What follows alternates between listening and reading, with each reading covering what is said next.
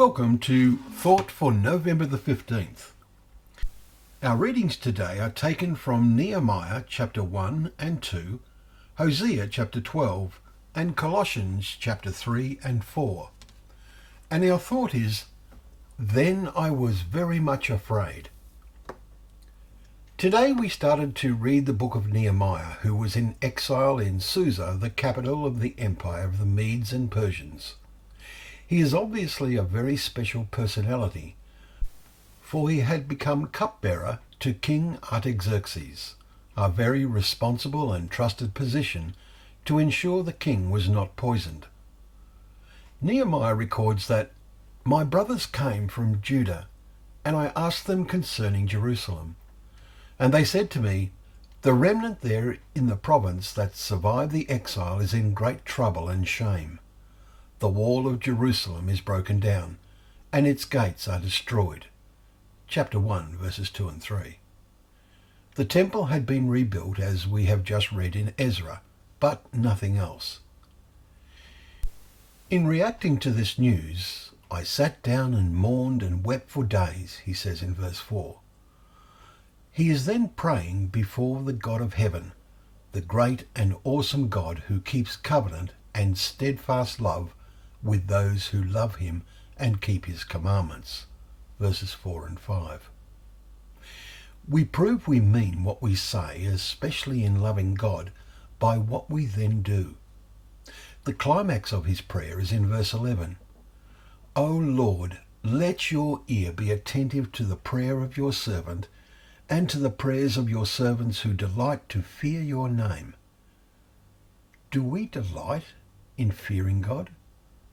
By name, we primarily mean his reputation toward those who love and therefore serve him truly. We need to get our minds around this.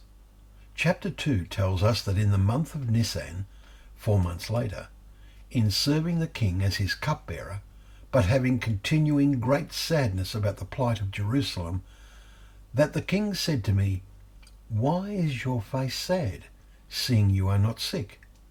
This is nothing but sadness of the heart. I was then very much afraid. What should we do when we are very much afraid? If we are truly godly, as Nehemiah was, we should instantly pray. Nehemiah tells the king the cause of his sadness, saying, Why should not my face be sad, when the city, the place of my father's graves, lies in ruins? Verse 3. Then the king said to me, What are you requesting? So I prayed to the God of heaven. Verse 4. What instant and urgent prayer was involved here? Imagine it. Nehemiah then asks, If it please the king, and if your servant has found favour in your sight, that you send me to Judah, to the city of my father's graves, that I may rebuild it. Verse 5. The request is granted.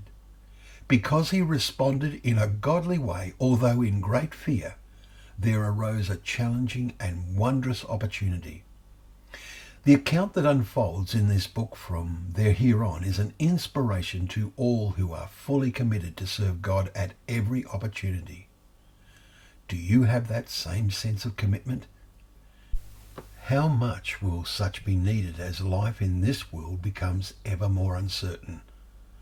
So let us all set our minds on developing that commitment more and more.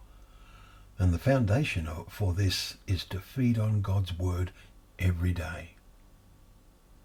Well, thank you once again for joining us for Thought for the Day, where together we can open up the pages of God's word, remembering that they are a lamp to our feet and a light to our path.